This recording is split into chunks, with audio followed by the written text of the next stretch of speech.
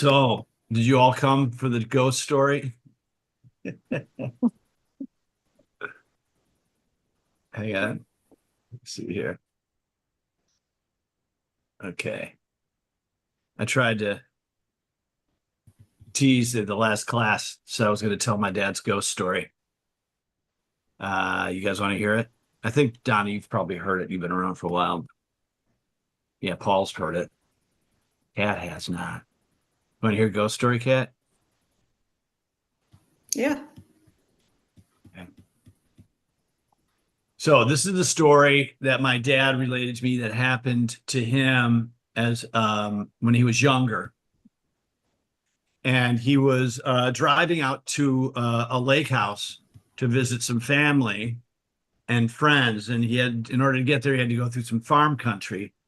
So he was driving down this country road and he came up over this hill. And as he came down the other side, this little dog ran in front of him. There was a farmhouse up on the side to the right. This little dog ran in front of his car and he screeched on the brakes, but rolled over the dog. And as the car came to a stop, this little boy came running into the highway to catch a ball, chasing a ball. So the parents came running out, running down. And, you know, they were, of course, upset that their little boy had run into the highway. And, you know, thanks my dad for stopping.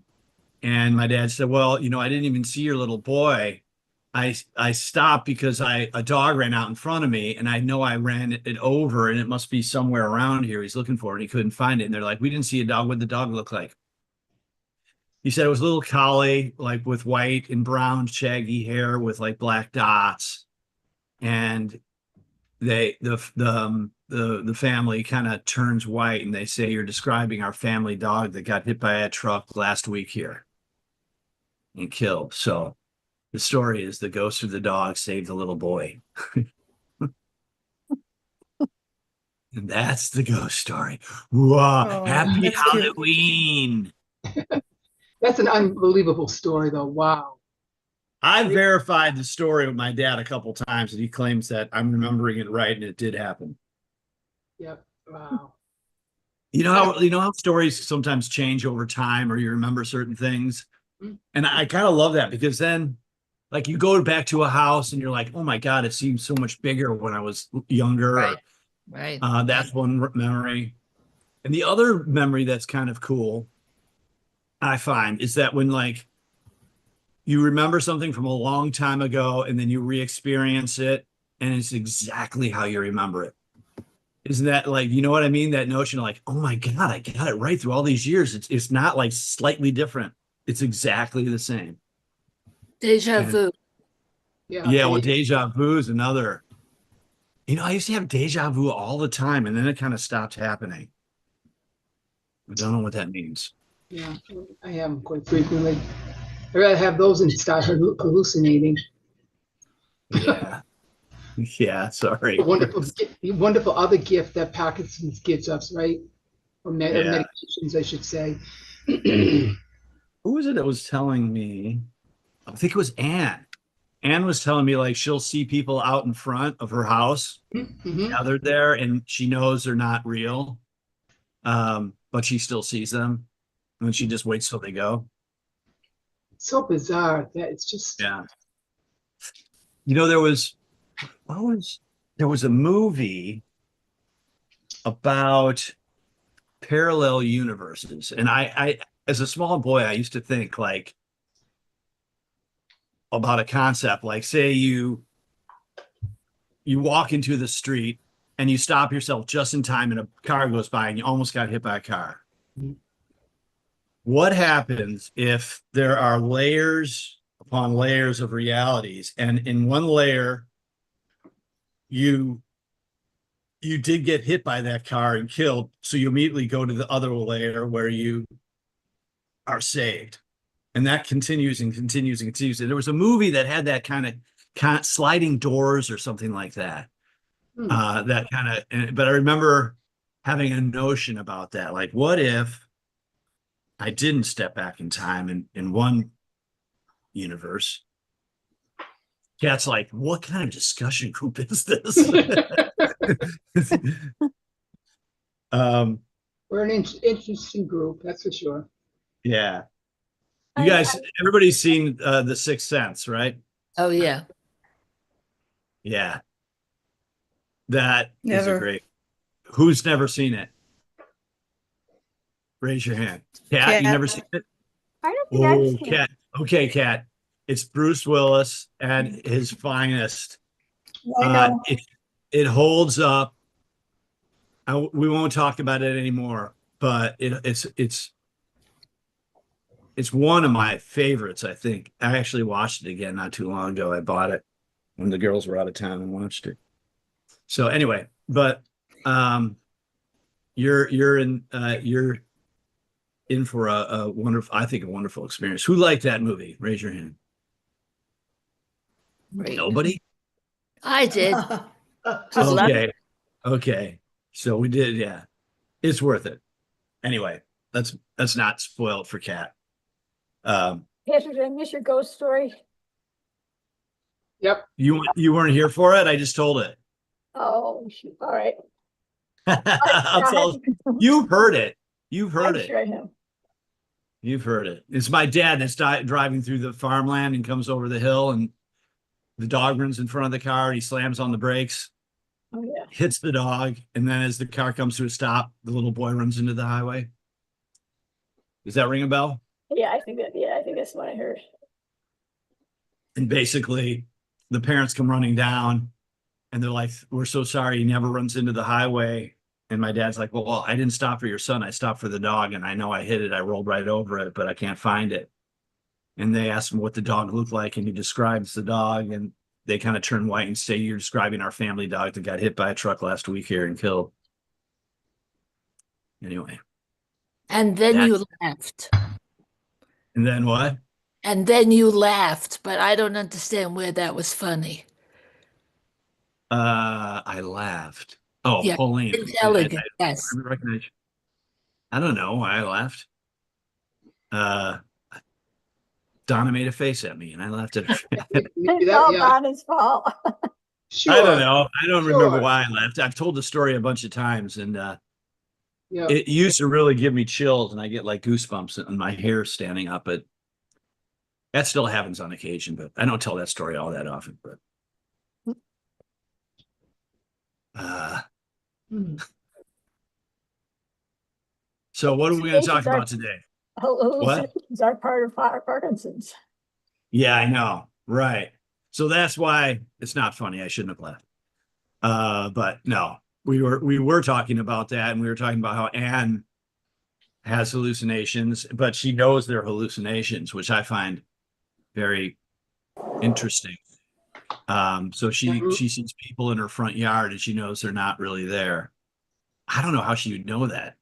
I have the same thing. I had the same issue. I can sense that they're there, but I know they're not really there. And Oh, really? I hear music. It's off in the distance, but there isn't really any music there. And I know it's not real music. But it's it's as real to me as it could be. But I know it's not real. That's interesting. I actually have my wife and I have a sound machine, which I know we shouldn't use, but we had it at a cabin one time and decided it was awesome. So we have a sound machine, and by the side of my bed, I have like an air purifier thing that runs. So we've got a lot of white noise at night.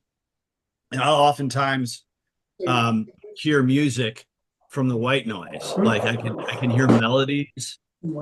Sometimes I'll think I hear the song of her alarm clock.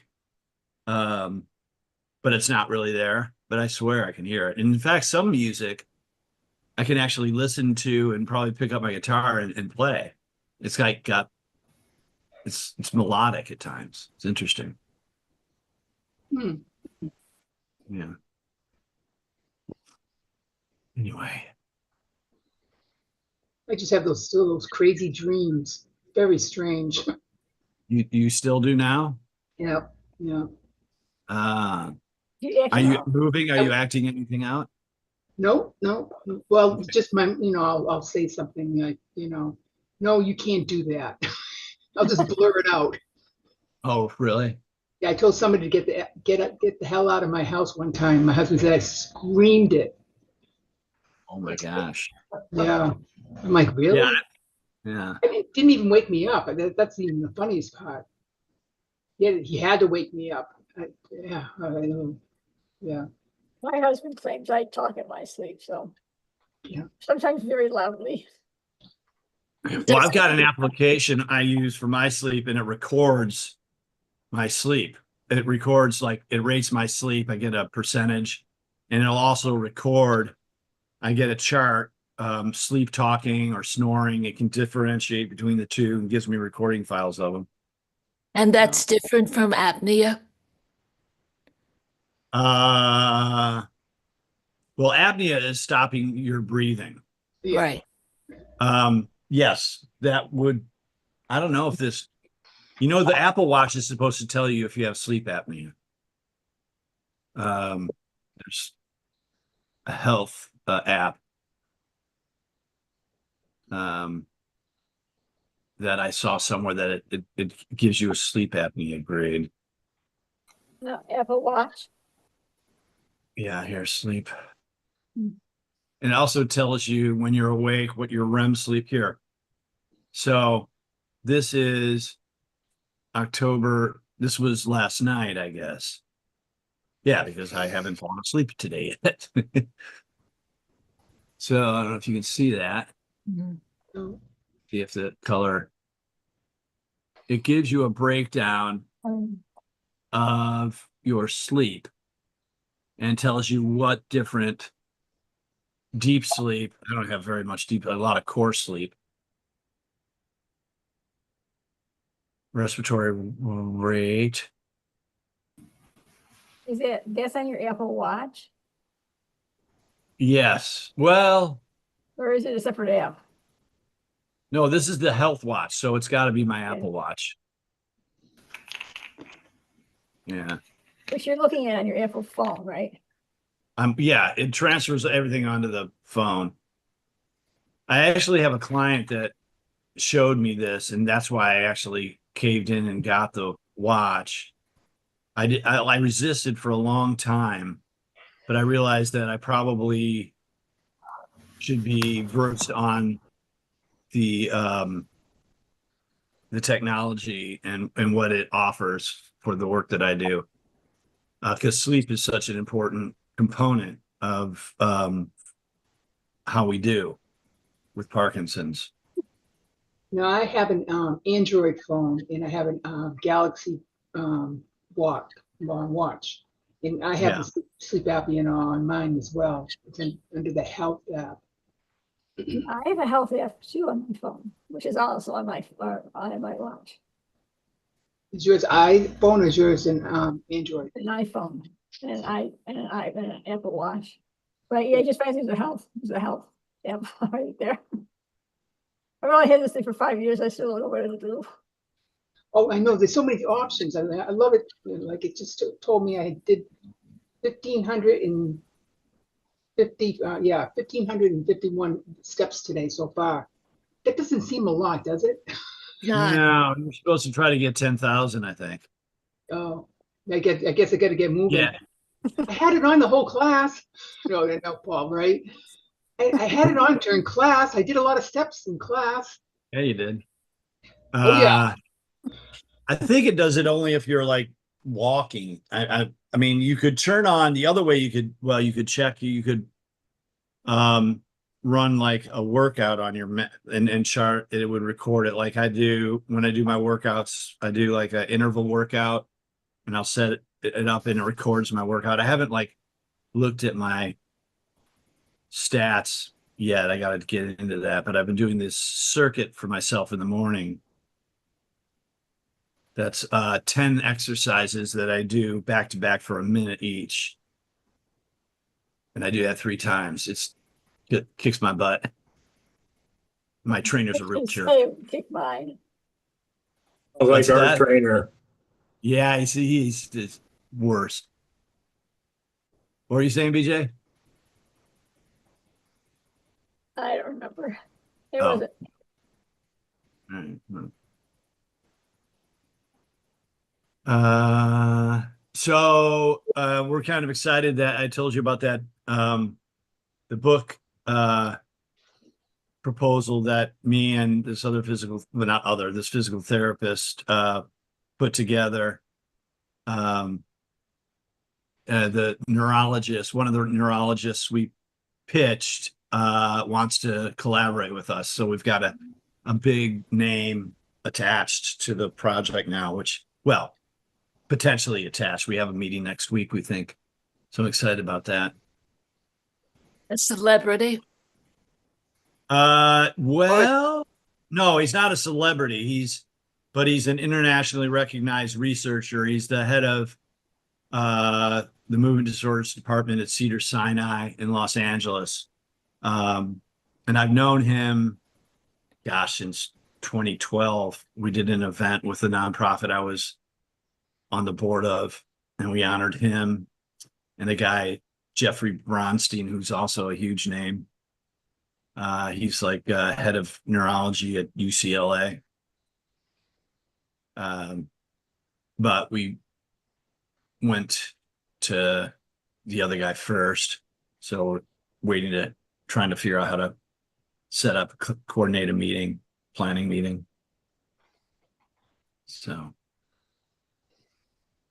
Would that be Michael Tagliati? It would be.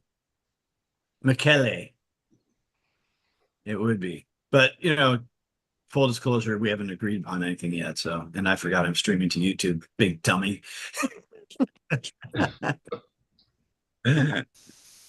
Anyway. Yeah, I like him very much. He's one of these doctors that, and I know you all are, or many of you have had the unfortunate opportunity to meet with someone that does not have a very good bedside manner. But he has worked on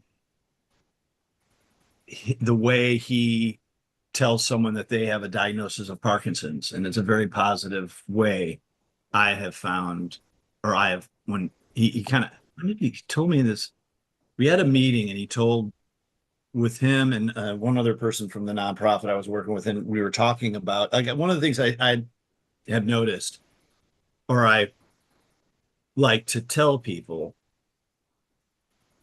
is that, Parkinson's looks different for everybody, and it doesn't progress the same for everybody. I mean, there are some common things you see, like a tremor, sometimes stoop posture, or lack of arm swing. So there's some common things, but you never start. I've never stopped seeing things that look slightly different, and I've seen thousands of people with Parkinson's. But the one thing you all have in common, you all have this experience of journey to and moment of the diagnosis.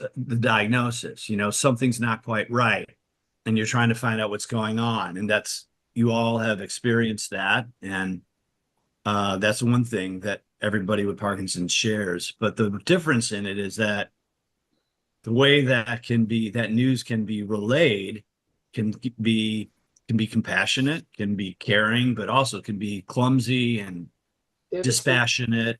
And what's that, Donna? Devastating. Yeah, devastating, perilous. It can be done cruelly.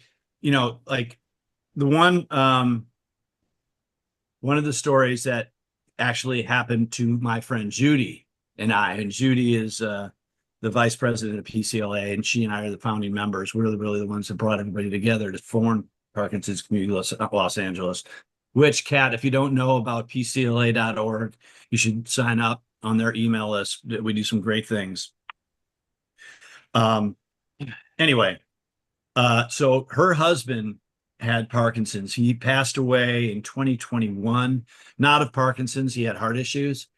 But she talks about they were trying to figure out what was wrong with Sandy. There was something not wasn't quite right. And they went to a couple of different doctors, and finally they got recommended to go see this woman who is MDS. And so she visited with them, or maybe she wasn't an MDS, she was a neurologist, and gave an analysis and then ended the exam. And as they're walking out the door, she said, "Oh, by the way, and you have Parkinson's." Was the way they got the news. And so Judy says, "That's a lie. I called whoever referred me to that horrible woman and told her that it was a horrible doctor." And but anyway, what Michele says is what he tells people. He sits them down. He says, "Well, there's good news and there's bad news. The bad news is that I believe you to have Parkinson's disease. The good news is that's the end of the bad news." So I just kind of feel that's a really kind of positive and way of letting somebody know that they have a diagnosis, but let's talk about what we can do. I was so very similarly to that, but it was, I've got good news and bad news. The bad news is you have Parkinson's. The good news is you'll die with it, not from it. Right. Wow. Which Yeah. I wasn't sure. Well, I wasn't sure I liked that very well either. Yeah. Right. Yeah. Well, Right. that's the truth in most cases. I've had people die of complications from Parkinson's. You don't die of Parkinson's, but yeah. Everybody says that. You have Parkinson's? Oh, my dad had it. He died from it. Well, okay. So, so if you're going to die from Parkinson's, it's going to be a fall or it's going to be aspiration pneumonia is probably the most. I know. My mom had it. I understand that. But, Yeah. I tell people you can't die from Parkinson's. Right. So when people say that sort of thing, he died from Parkinson's, that I've heard that too. And what they might mean in most cases is they died with Parkinson's, like BJ said. People sometimes, I don't feel, look that deeply into things that they're saying, and especially in that, So. Yeah, it's interesting, Kat, because I we talked about we have maybe a neurologist coming to do a talk for us. And we were talking about some of the different subject matters. And one of the things I've noticed that, like what we do in my classes, we do a sip and a swallow, right? That's just for us to bring some awareness to a reflex that we do and that we may at some point in our lives need to think about. So my thought on that whole thing, that whole concept of sip and a swallow, is if we spend time and years, most times, experiencing that and thinking about it rather than just having it be an automatic thing that we don't witness and we just go by, when and if it comes time to start work on swallowing exercises and stuff, you've seen the playing field. You know what the experience is. So when they tell you to like do some tongue exercises, you're like, oh, I know what my tongue does when I swallow. I've thought about that. I've witnessed it. I know it presses up and sorts of stuff out and then pushes it to the back and then swallow reflex or whatever. I don't know what the actual mechanics of it are. I stay out. That's way beyond my pay grade and out of my lane. So, but what I do feel comfortable doing is having us just think about it and experience it. So, yeah. Kat, where do you live? Me? Yeah. Wisconsin. Ah, Green Bay. Boo. I'm with the Bears. Just kidding. Well, I'm in the corner Yeah.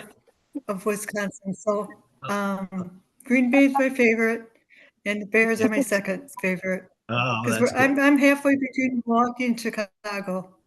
Ah, that's nice. I love the Green Bay I'm in tradition. Kenosha. Where they had the riots of 2021, I think it was. 2020. Oh, wow. 2020. Wow. Yep.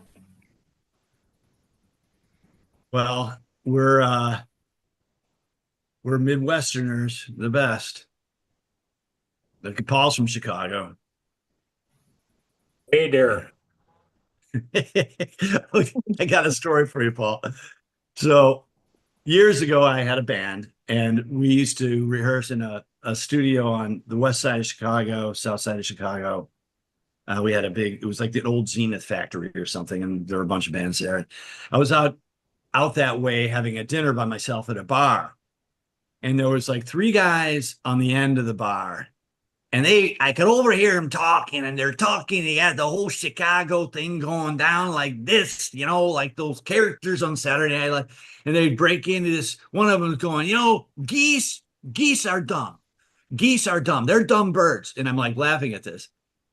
And there's a TV on at the bar. And this is a true story. On comes those three characters on Saturday Night Live, and they're the coach, and the bear, and these guys at the end of the bar, they just get really quiet. And I hear one of them goes, "See, this stuff is not funny. These guys aren't funny." Anyway, I don't think I'll ever forget that. It was a great little experience. I'm sitting on the end going, God, I got to remember this. This is a good. So. Yes, Rick. Yes. I I read an article about Parkinson's news this week that the scientists have gotten a visual image of the alpha-synuclein.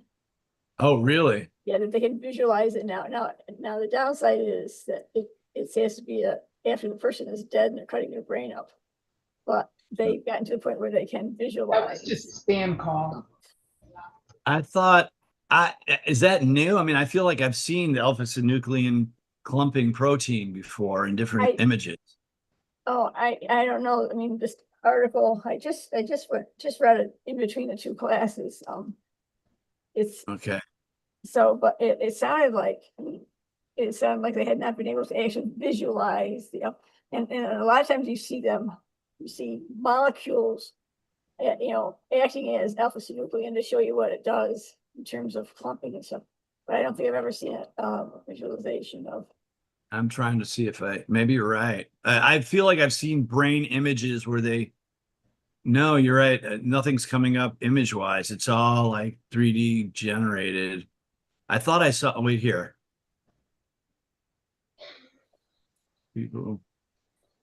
Okay, let me show you what I've found here.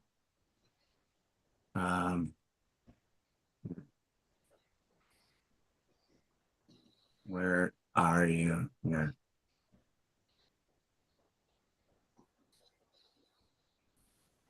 What I'm here. Let me see. All right, you see, this is what I feel like I've seen these things here. Fibular constructs. Maybe these are not actual images. Let me see what happens when we click on this. Types of alpha-synuclein fibrillar constructs.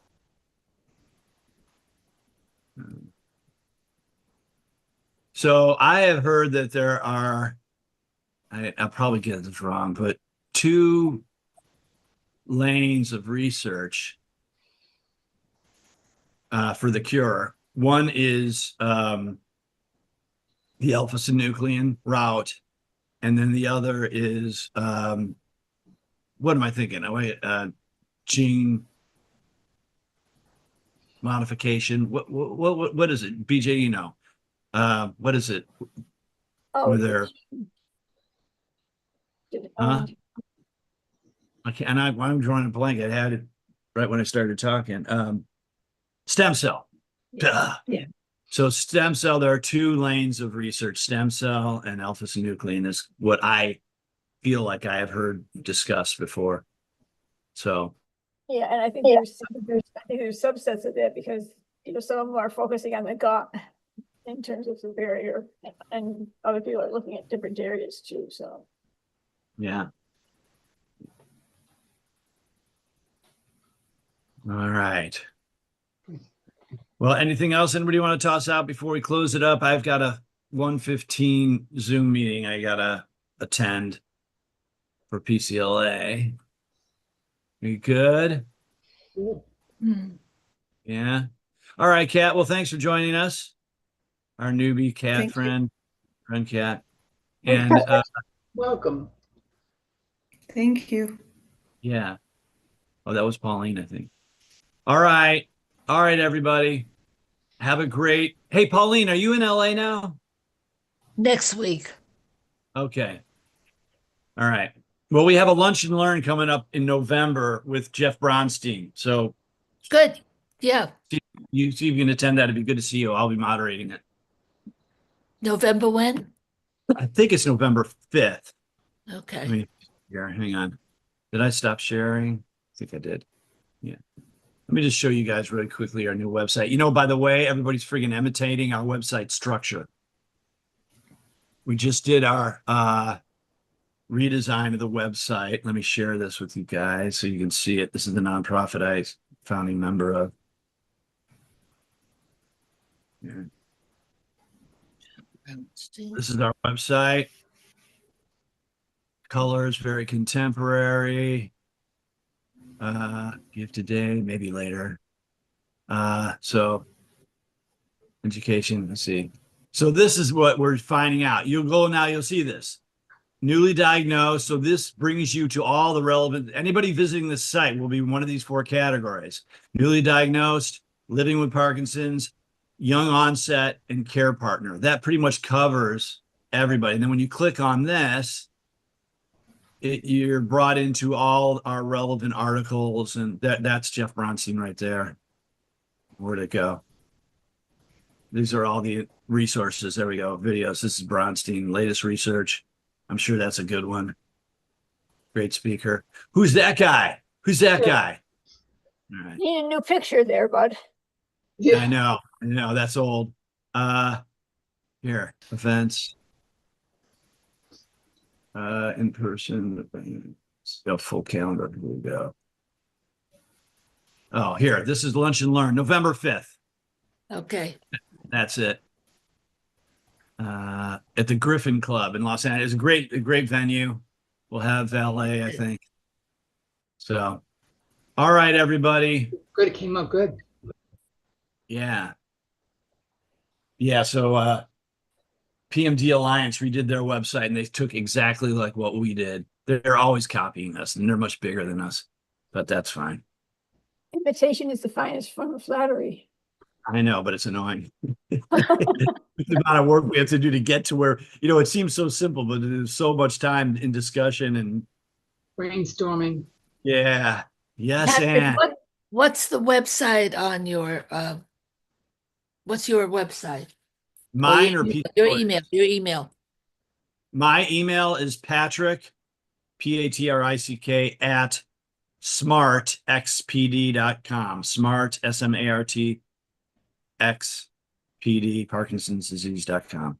Okay. Thank you. Okay. You got my phone number too. You can always call Yeah, me. I have it. Okay. All right, guys. Alrighty. All right. Have a good day. Bye, Have a good everybody. afternoon, everybody. Bye. Thanks, Patrick.